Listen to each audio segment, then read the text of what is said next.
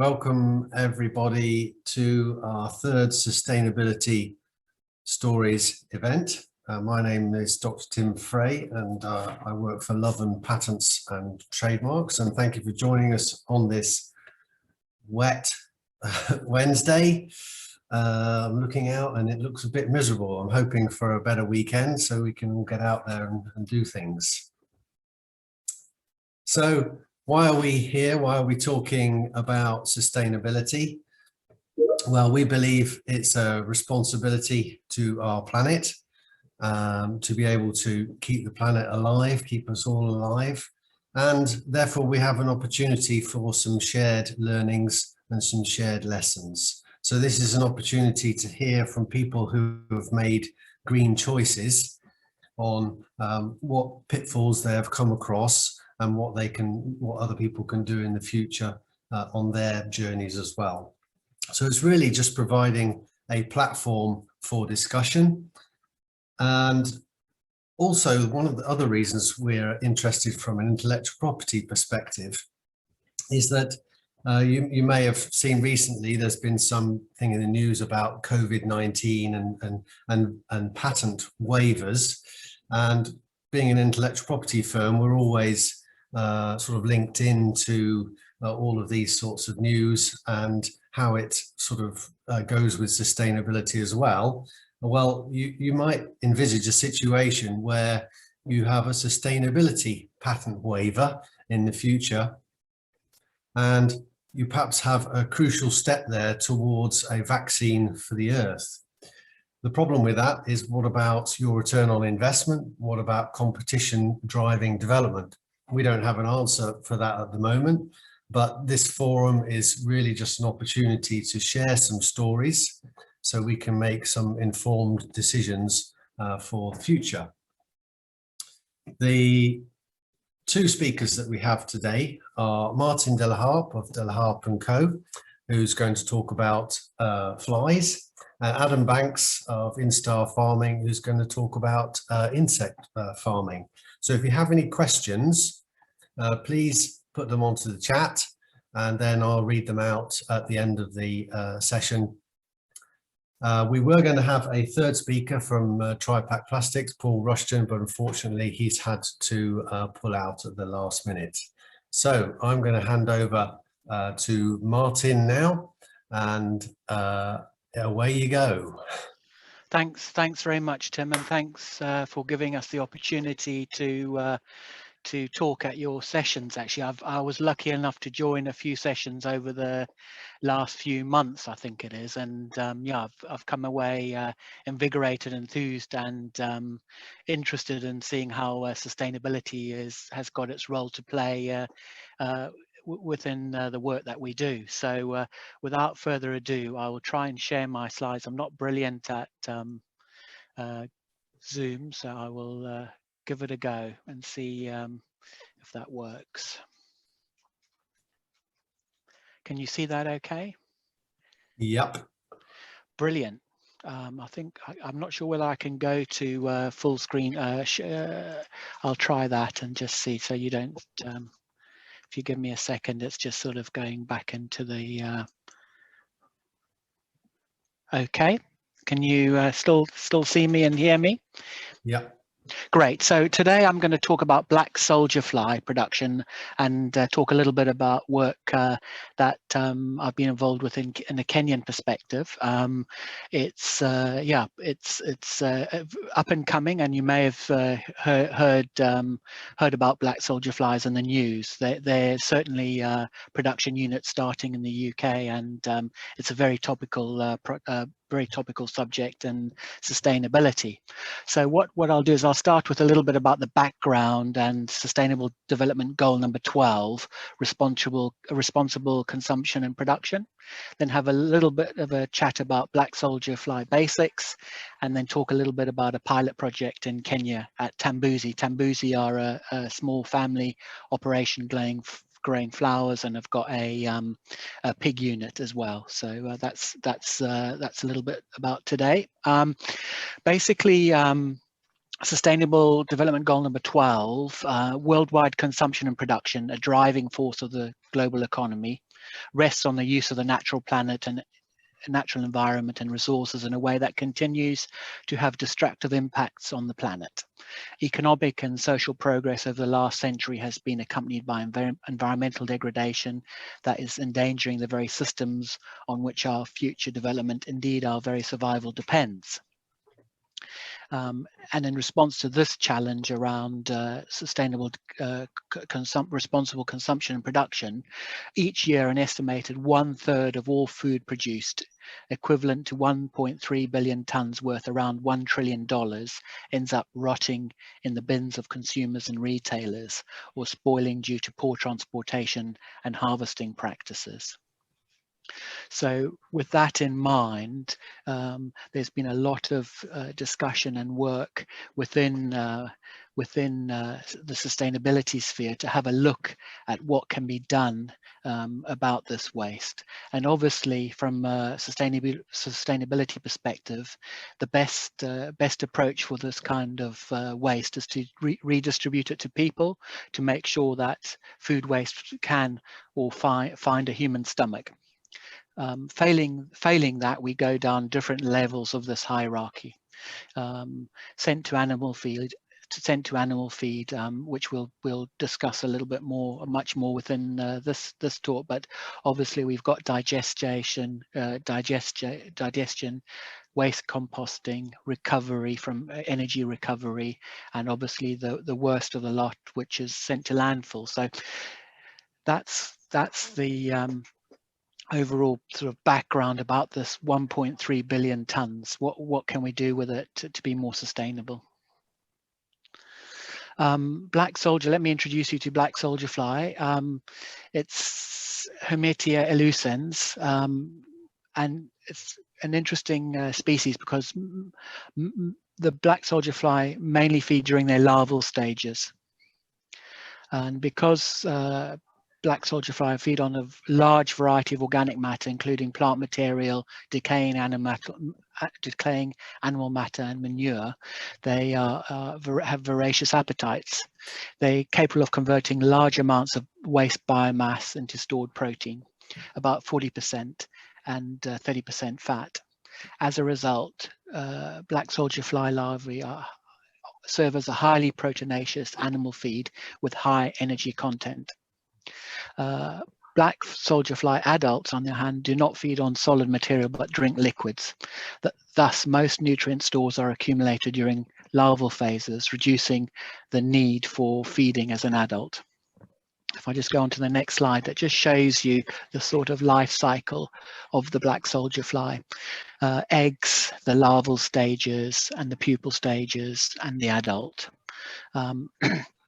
You need a whole system approach in order to be able to be constantly producing the eggs to keep your larvae production going, and therefore you need a whole system cycling system. If we have a look at it a little bit in a nutshell, to get to the basics of how this all works, you start with your eggs. The eggs change into larvae, and they, together with the organic waste, create the protein, and the other waste product from the system is organic fertilizer. So farmers have got a great interest in using this material to improve their soil health.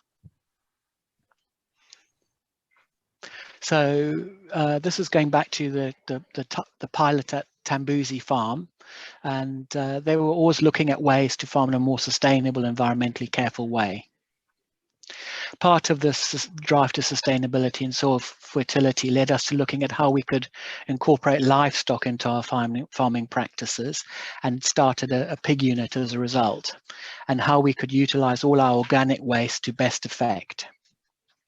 Last year, we launched a pilot trial using black soldier fly as a means of producing high-value protein supplement for our livestock and a great bulk soil additive.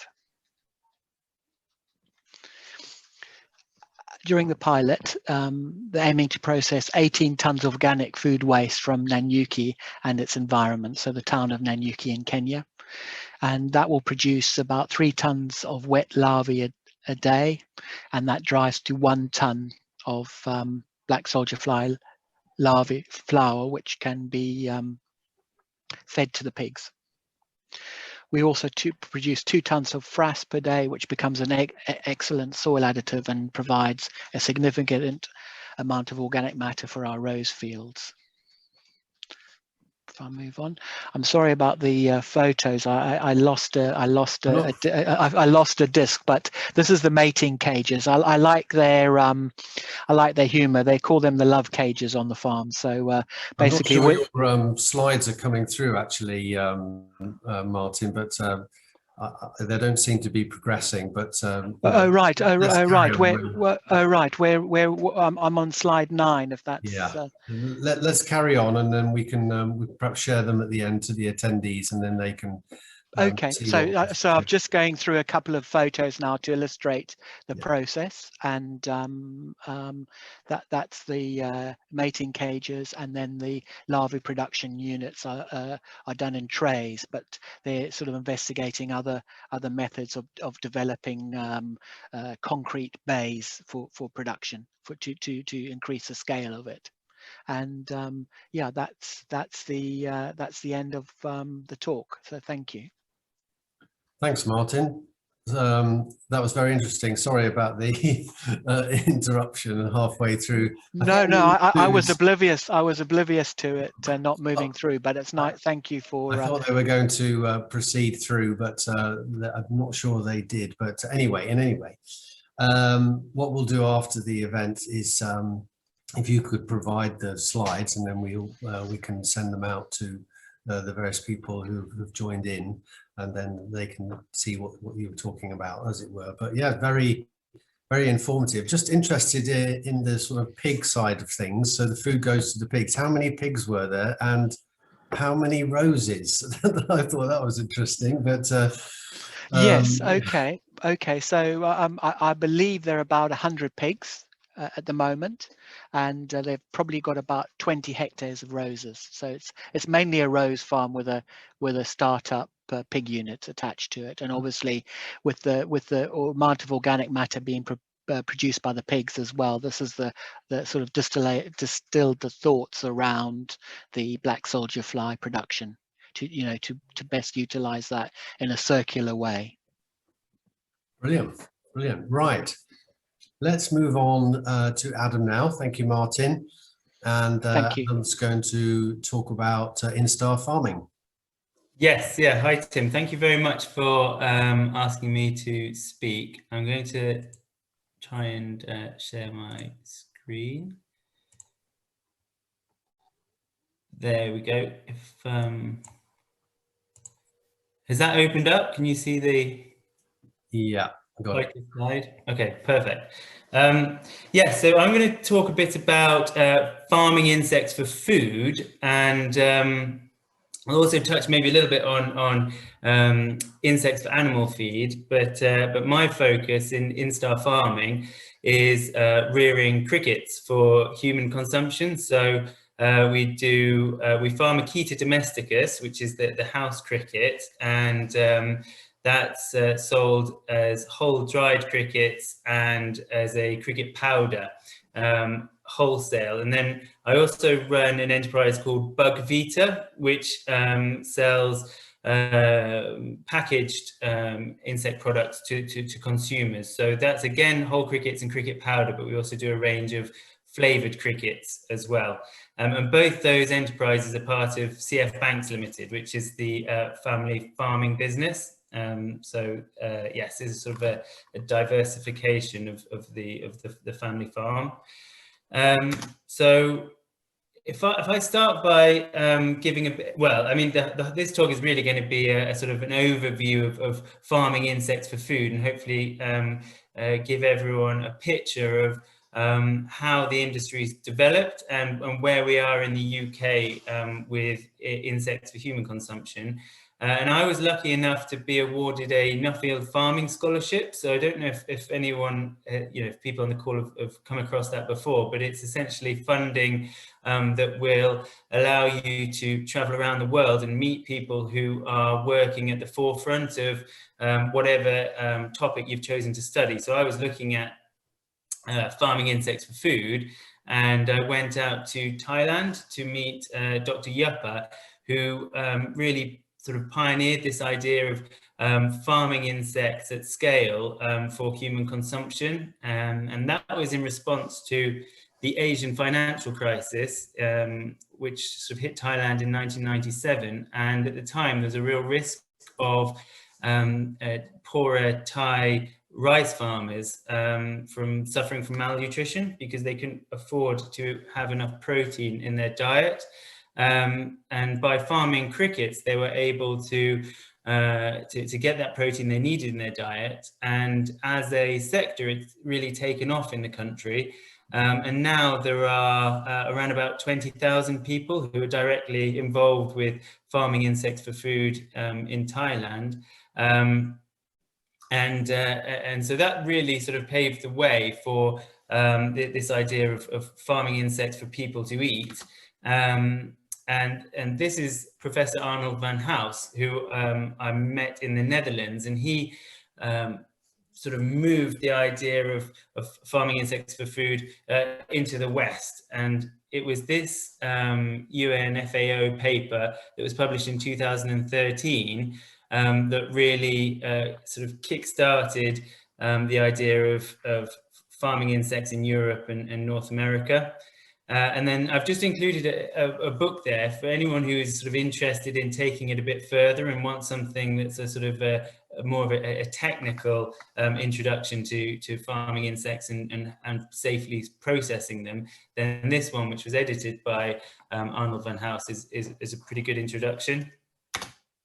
So I thought this graph I'd include, it sort of gives the next few slides, is sort of to give an idea of why we might want to look towards farming insects and including insects in our diet. And so if we look at how much meat was consumed globally in the 1960s, it was about 75 million tons.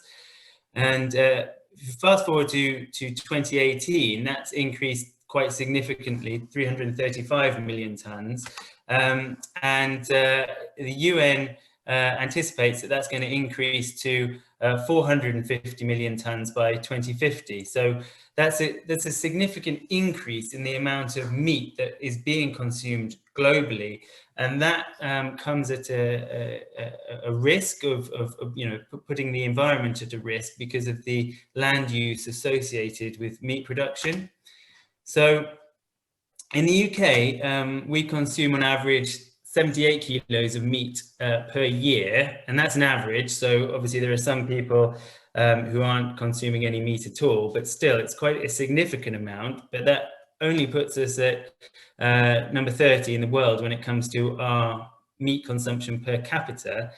But to sort of put things in perspective, at the moment, around about 50% of all habitable land, so that's land that's not mountains, deserts, or under ice, is used for agriculture. But if everyone on the planet were to consume, on average, as much meat as we do in the UK on average, then the amount of habitable land which would have to be put aside for agriculture would be 94%. So that's, would come at a very significant environmental cost, and clearly that's something we'd want to avoid. So what are the alternatives to traditional meat? Well, you have cultured meat, which I think in the long run is probably our best alternative to traditional livestock farming, but I think we're still a long way off it being economically viable, and also at the moment I think the environmental cost in terms of the amount of energy consumed in producing it is pretty high. And then the other alternative would be getting protein from plant sources, and alternative proteins like this is the Impossible Burger, you've got sort of Beyond Meat burgers, things like that. They're getting sort of becoming quite mainstream.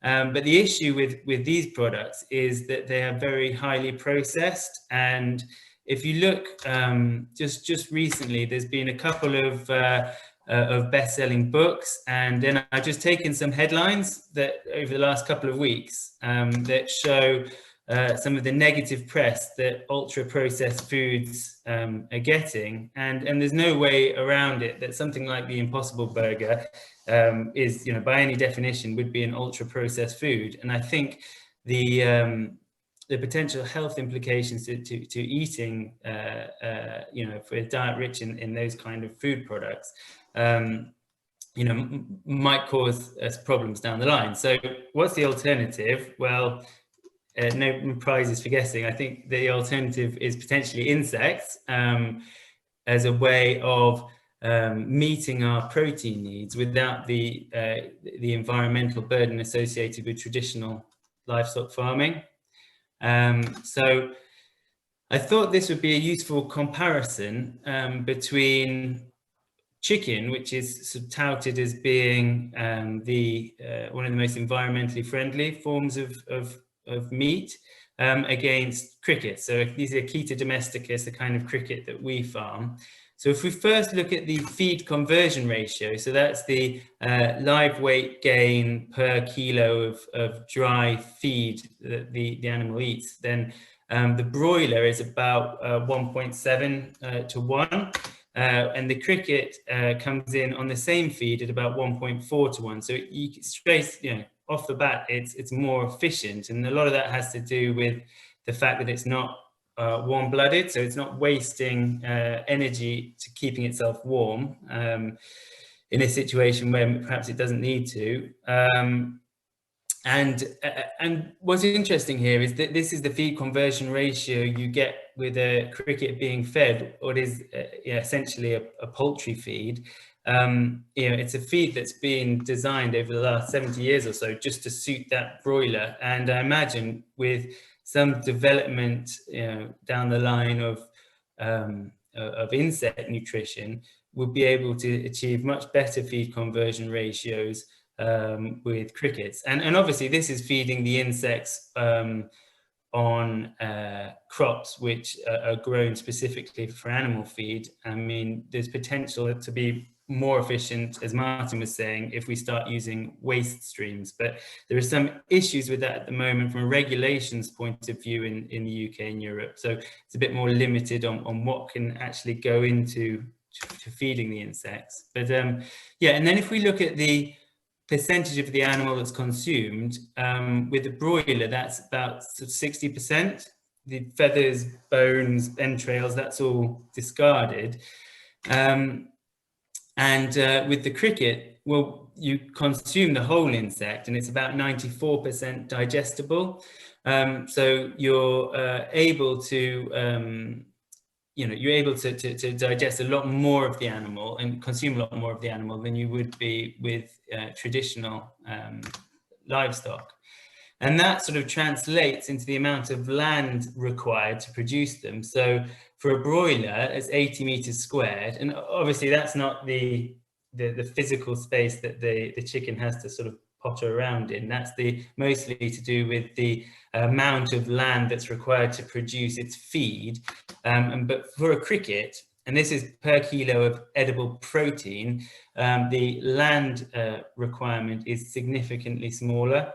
So if I go back to this original map, if we were to feed everyone on the planet with as much meat as we consume today in the UK, so I think that was 70 something kilos per head, but all that meat was to come from insects, then we'd only have to put aside 38% of habitable land to produce those insects, that protein, which is actually less than we currently use today. So I think that's a good way of showing that by including insects in our diet, we can actually offset some of the environmental cost of traditional livestock farming. So if I just get on to some of the issues that exist with insect farming at the moment, and scale is a big one.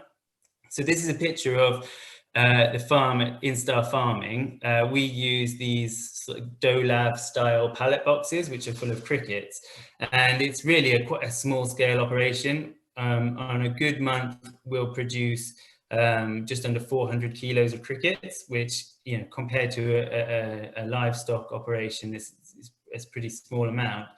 I probably should have included a picture of our new kitchen. So one way around this issue of scale is to have more collaboration between farming operations. So we've now got a supplier network with 3 other UK farms where we buy in their frozen harvested crickets and process them ourselves. So that's one way around these small farming operations, is to sort of centralize the processing and achieve some sort of economies there. Then sort of going up from our operation, this is a picture of Entimo Farms' farm in Canada.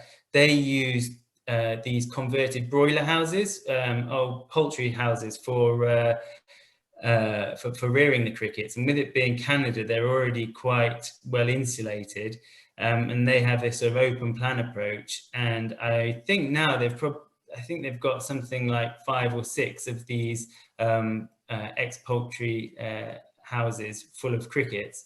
And then at the other end, some of the sort of the biggest operations on the go at the moment are producing insects for animal feed, and this is Protix in the Netherlands.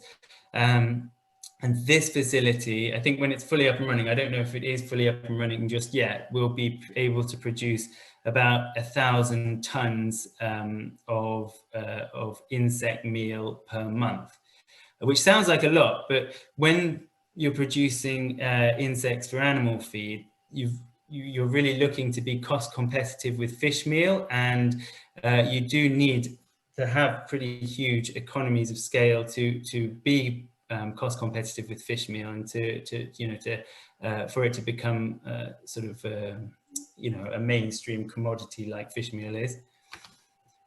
And then automation's probably another big issue holding back the sector. I mean, this is a picture of a farm in the Netherlands called Krekker, and they were bought out by a company called Protifarm, and they, as you can see, they've gone from having a system where all these trays of mealworms were fed by hand to an automated facility, and this. Everything from hatching out the mealworms to harvesting them, blanching them, and freezing them. The whole process is fully automated. So that's quite an amazing setup. And actually, just recently, they've been bought out by Insect, which is a French company. It's Insect spelt with a Y, and they've probably raised more investment than anyone else in the insects for animal feed side. And with their acquisition of Protifarm, they've made quite a big step into the insects for human consumption market. So, they're probably the one to watch if you're looking to see what direction the industry is heading in. And then just to touch on the regulations, because it's just over the last couple of years got quite complicated and restricted about what you can do with insects for food. So with the introduction of the most recent EU novel food regulations, which came into force in 2018, they stated that you needed to have novel food approval, that's approval by the European Food Standards Agency, to sell any particular insect species. And so there have so far been 13 applications put in for insects, and these are to get insects approved, various species of insects approved as a novel food. Unfortunately, post-Brexit, the UK has decided to implement its own novel food regulations, and have asked for these application dossiers to be submitted to the Food Standards Agency in the UK.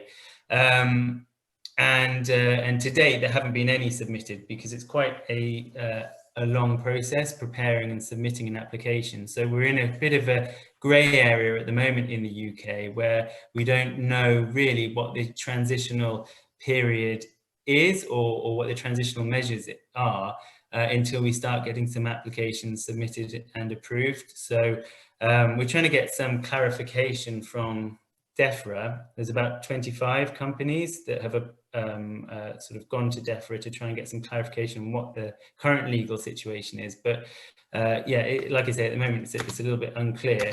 We're operating at the moment under the old EU sort of transitional period, which allows these 5 species of insects to be sold for human consumption. So, you know, unless DEFRA says differently, then these are the species which will remain on the market in the UK as well.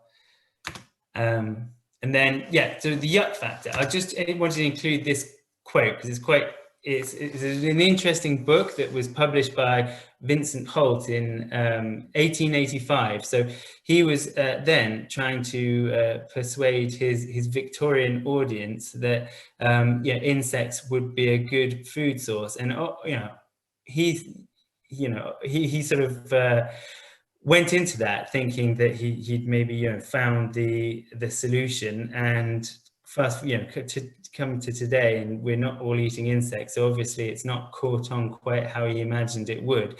And I think a lot of that has to do with our sort of deep cultural aversion in the West to eating insects, which is a real issue to more widespread adoption. And how do we get past that? Well, I think the key is to introduce children to the idea of eating insects and give them the opportunity to try it.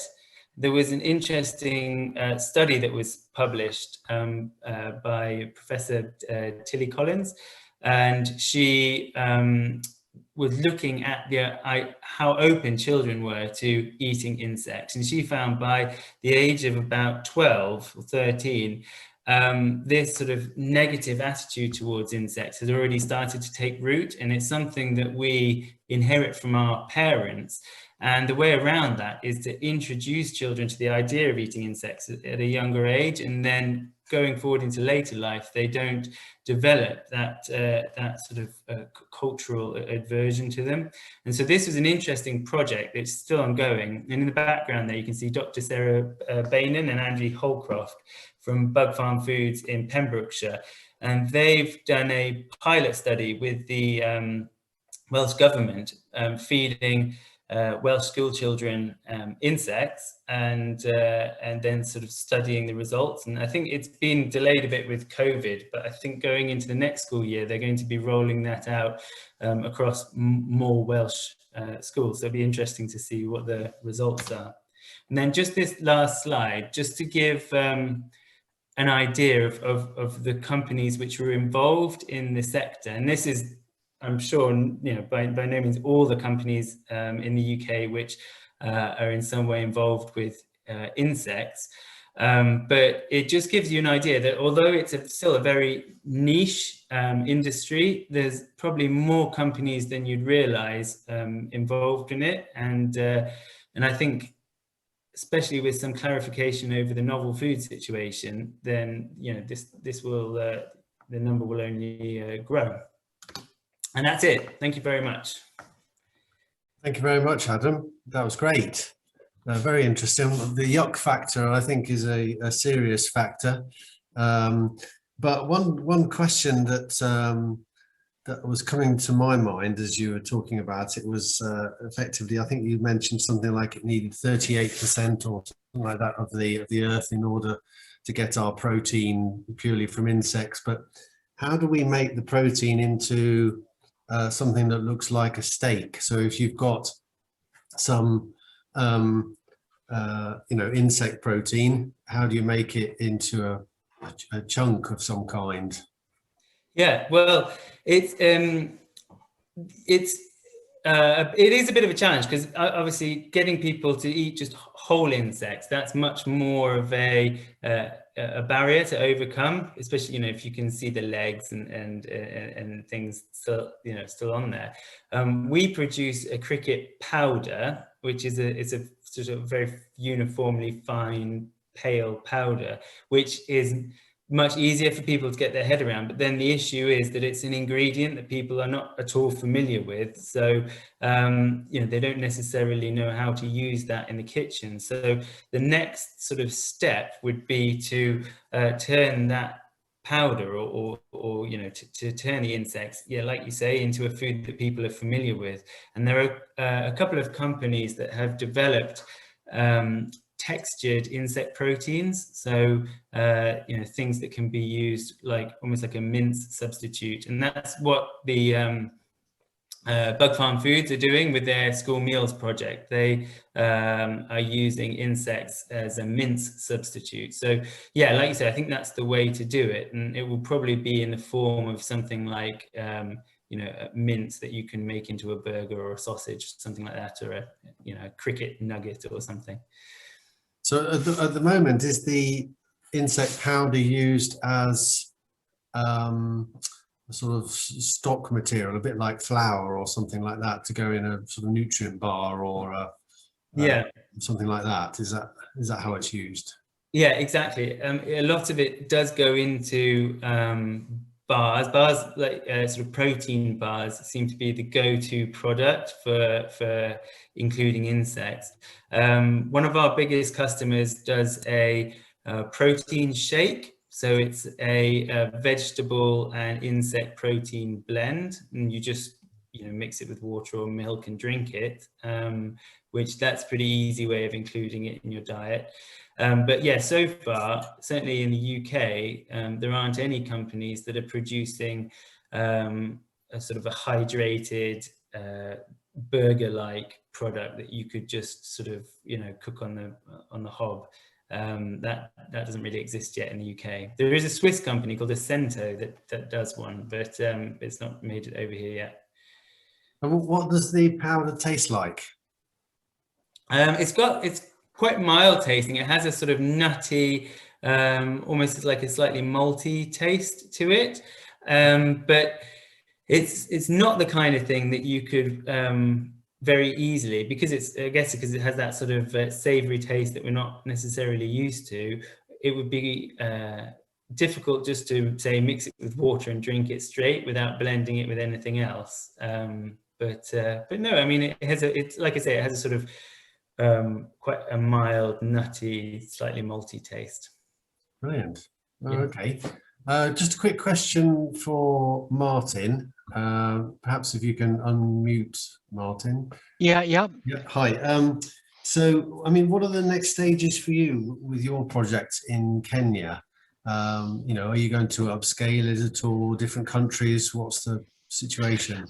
Yeah, no. So we stabilizing it and making sure that that the local town that where we located, to make sure that supply chain and that system works well. But I know the farmer in discussion with an animal feed company to replicate that in another city within Kenya, to be able to start to roll out sort of different units across the country.